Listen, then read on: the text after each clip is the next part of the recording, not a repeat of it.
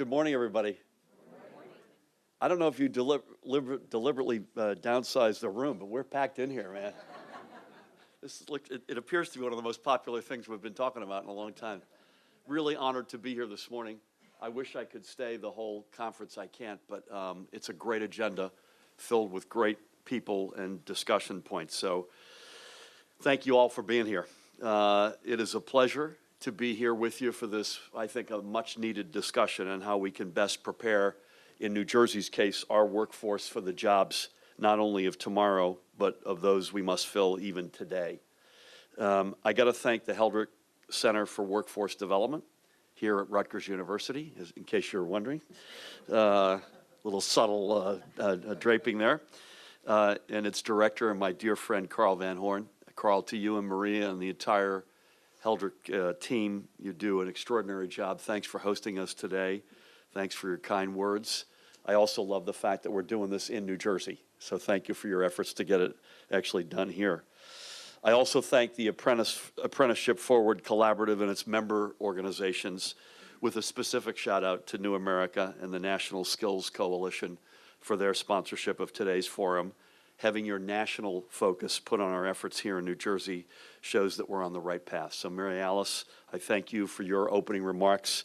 Anne Marie Slaughter and I served the Obama administration, and she served with extraordinary distinction in the position, for those of you who are historians and for our country, in the position once occupied by George Kennan. So those are extraordinary shoes, and she filled them right up. I also want to recognize the other speakers and panelists today. I got to give a particular shout out to my Freund aus Siemens, who employ something around 2,700 folks by our count in New Jersey. So to yeah, that's a good thing. We need every one of them. To Siemens, new USA, new CEO Barbara Humpton, great to be with you.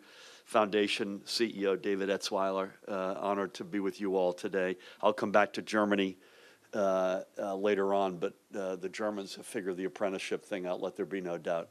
And frankly, outside of the building trades, who have done a really good job in our state and in America, there are too few examples where it's getting done really well here, and that's something we got to change. I also want to give a shout out to our Labor and Workforce Development Commissioner, Robert Acero. Angelo, Rob, you should stand up and take a bow, make sure everyone knows who you are.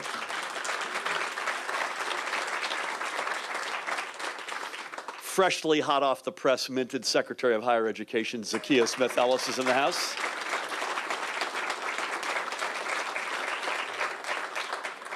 Also freshly minted Commissioner of Education, by the way, Dr. Zakiya Smith-Ellis, Commissioner of Education, Dr. Lamont Repillette.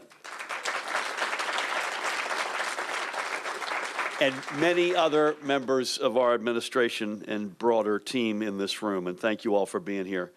I know that, as many of you all do, that moving our economy and our workforce forward will require the public sector and private sector to come together in partnership, to share research and best practices, to brainstorm, and to advocate. In each of these areas, I truly hope that today is just the beginning of a long-running conversation. We have a question that we always ask inside of our team: is this a wedding or a marriage? And frankly, we're not keen on weddings, because you plan them, you do them, and you all go home. This is one we want to be married to as an administration. Today's forum also comes at an important time, frankly, for New Jersey. Item number one on our administration's agenda is to get our state's economy up off the blocks and back to running laps around our competitors as it had done so for so many years. I have spoken many times, and Carl alluded to this, of a stronger and fairer economy, one that grows and also looks out for families. And those are not mutually exclusive ideas. They go together. Instilling fairness, whether through better wages and workforce protections or expanding educational opportunities, is vital to ensuring everyone can participate in the economy. It won't be enough if we just grow. We need to make sure it works for everybody. And we get stronger when we create new and exciting job opportunities through targeted economic growth and investment in key growth sectors. But we also must ensure that our growth and investments are sustainable.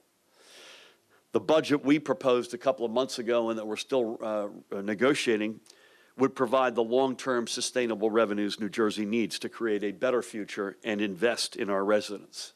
It makes the right decisions to take more of the tax burden away from our middle class and off working families and small businesses, and ensures the very wealthiest and the biggest companies pay their fair share. And this is not class warfare, this is equity. Yes, I believe deeply that the millionaire's tax is the right way forward. And yes, closing loopholes that many other states, if not most other states, have long ago done is also common sense. And yes, resetting and undoing the gimmick associated with the sales tax is also the right, responsible thing to do. The only way we grow and strengthen our economy is by strengthening our fiscal foundation. I know there is a broad agreement that we cannot continue to lurch from one budget crisis to another. I know there's broad agreement to invest in our workforce. What we need now is broad agreement that the long-term fiscal health of our state is more important than just lurching from one crisis to another. What we need is to end the fiscal games and gimmicks that have robbed us the chance to invest in New Jersey through responsible, forward-looking policies and significant investments in everything from pre-K through K through 12 public education in our community colleges, and in rigorous and vigorous apprenticeship programs that will prepare our residents for work. Our budget would ensure that the programs we need for workforce development are not one-offs, instituted in year one only to be abandoned in year two. And after years of neglect and defunding, our apprenticeship programs need our focus now. Currently in New Jersey, we can boast more than 7,000 residents enrolled in one apprenticeship program or another.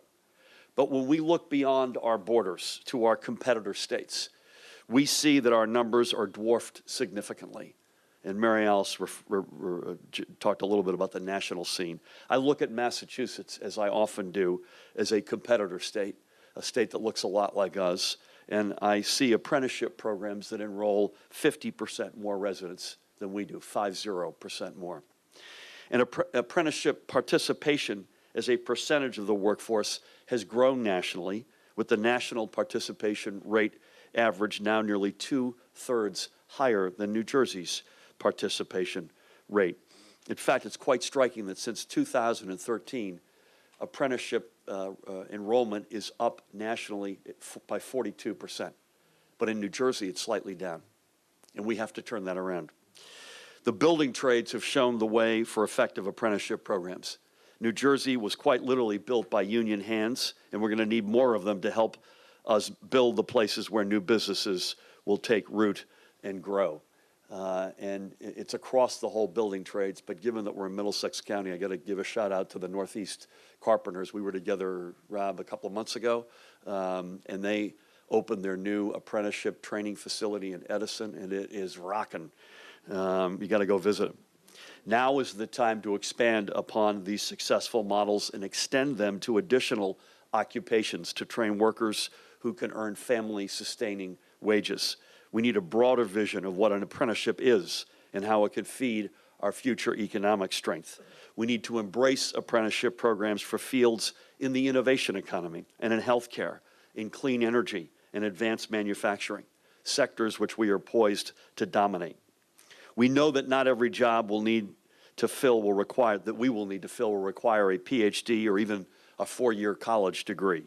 The National Skills Coalition has estimated that while 1/3 of the total job openings we can create by 2024 will be for high-skilled jobs, exactly half will be for middle-skilled jobs that require additional training for skilled job opportunities. Unfortunately, this creates a new problem.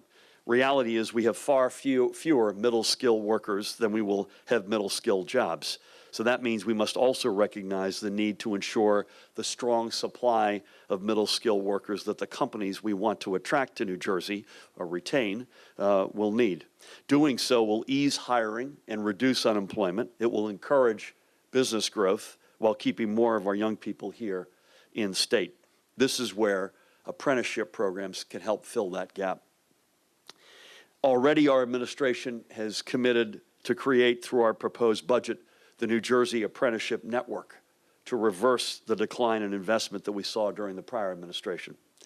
The $10 million focused investment is a central part of the broader $34.5 million workforce development effort that we seek to implement.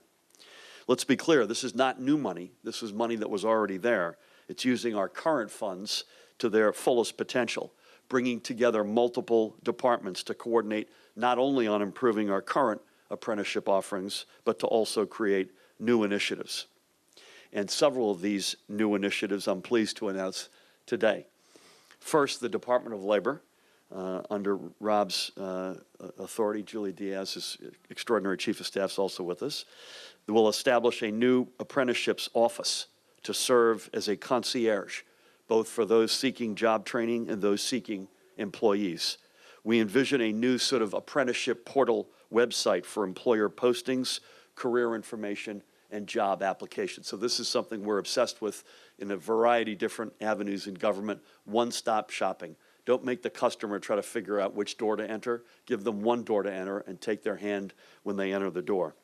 This office will be further charged with developing programs through a new apprenticeship innovation fund and to facilitate interactions with the Federal Department of Labor and across industries. Such efforts will, bless you, will allow us to focus on, bless you again, on creating new partnerships and apprenticeship opportunities. You only get two, by the way, in key high-growth sectors: advanced manufacturing, healthcare, IT, and software development, and clean energy. These are the areas in which we know New Jersey can lead because we did before and we will again. These are the innovative industries which are part of our state's DNA, and these are also crucial connections we must restore. As part of this, we're launching a new website, nj.gov/apprenticeships. That's nj.gov/apprenticeships. Is that up and running, Rob? Yes. Yes. So give it a shot, everybody. Which will allow, if it isn't up and running, how embarrassing would that be? Which will allow educators and employers to sign up as our partners in our effort. Again, that website is nj.gov/apprenticeships, and I encourage you to visit. That noise back there might have been the system crashing, but I mentioned the innovation economy. Let me just hit this. By the way, also Colonel Jeff Cantor is with us today. There's a big, Jeff, let's go for the Colonel, by the way. It must be said that a lot of the really good work that the Heldrick Center does under Carl's and Maria's leadership and others on their team, as well as a lot of the time that Jeff and I have spent together, in particular, are getting our veterans the jobs they deserve. And that's a big element of our emphasis in terms of trying to connect veterans with openings and skill opportunities. So I mentioned the innovation economy. Just make two comments, one general and one's very specific. If you haven't read it, I'm going to give you some reading if you're interested. Number one, the general comment, we were Silicon Valley before there was a Silicon Valley. New Jersey had Bell Labs, Sarnoff Labs, AT&T, bio, life sciences, pharmaceuticals. We still have a lot of that, but we've taken too often over the past decade or so, taken that for granted, and we've let a little of the edge go. And we want to reclaim that. It's in our DNA. There's no reason we can't. Secondly, just coming up to a year ago, McKinsey's Global Institute published a report, and this is, if you're interested, I think it's worth the read, on the innovation economy called Reseeding, as in reseeding your garden, reseeding the Garden State. And it makes a broad statement with three parts to it, to give you the punchline. Spoiler alert. Number one, New Jersey was dealt an extraordinary hand. Great public schools, educated workforce, diversity, density, location, institutions of higher ed, on and on and on. Second part, we've largely blown that hand. We sat on our laurels. We took a lot of that for granted. We stopped making investments, and we lost our edge. And the happy ending is, if you do X, Y, and Z, I think McKinsey had actually 4 pillars of their recommendations. The good news is it's not too late to reclaim the hand. And one of the specific recommendations is focused on accessibility to community college and opening that up more broadly. It's the driving reason behind our multi-year objective to get community college. When you say free community college, I don't mean for folks who can already afford it. I mean allowing young people and folks returning to education And David Sokolow's here. He will tell us that the returning group is as important as the kids getting out of high school, but to make it accessible for everybody. And that's a version of the apprenticeship notion, not an exact version, but that's a statement that that middle skill gap is real. If we're successful in reclaiming that Silicon Valley mojo that we once had, there's going to be a gap. And the gap won't be with PhDs, terminal degrees of any kind, or 4 years or masters. It'll be in the middle skill area. And it's why we need to focus not just on what we're talking about today, but the community college linchpin piece is also important. Secondly, we're going to redefine how we view apprenticeships.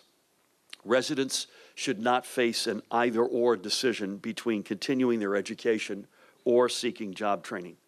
What we can and must do is draw a more direct line between an apprenticeship and a college degree. We could do that by providing more students with critical financial aid and by reinvigorating the NJ PLACE program, and that stands for New Jersey Pathways Leading Apprentices to a College Education. And that NJ PLACE helps apprentices earn college credits. It's in many respects, the magic behind the strength of the German economy, particularly the German manufacturing economy. The so-called dual Ausbildungssystem allows you both to get educated and be a honest-to-goodness apprentice in the very best tradition. And those folks grow up with no stigma. They grow up to get really good jobs that pay really well and live on nice streets in nice neighborhoods and feel really good about themselves. And we have to break the back of that, not just in New Jersey, but in America, but certainly in New Jersey.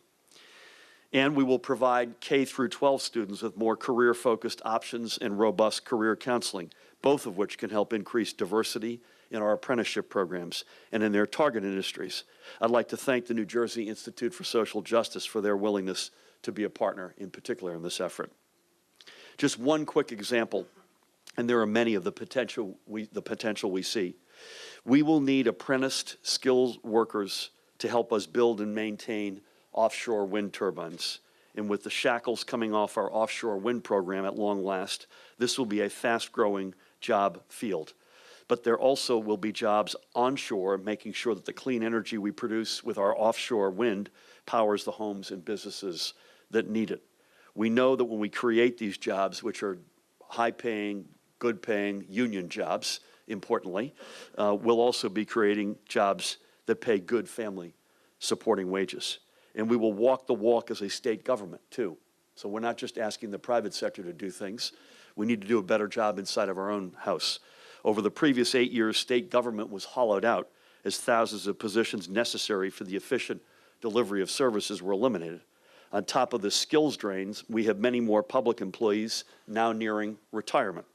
We need a highly trained and competent workforce to ensure the prompt delivery of essential services for our residents and businesses. To meet this growing need, the Department of Labor will work across state government to identify key needs so we can get apprentices into the training positions that can lead to long-term employment. One area of specific importance will be working on critical transportation infrastructure and mass transit projects through the Department of Transportation.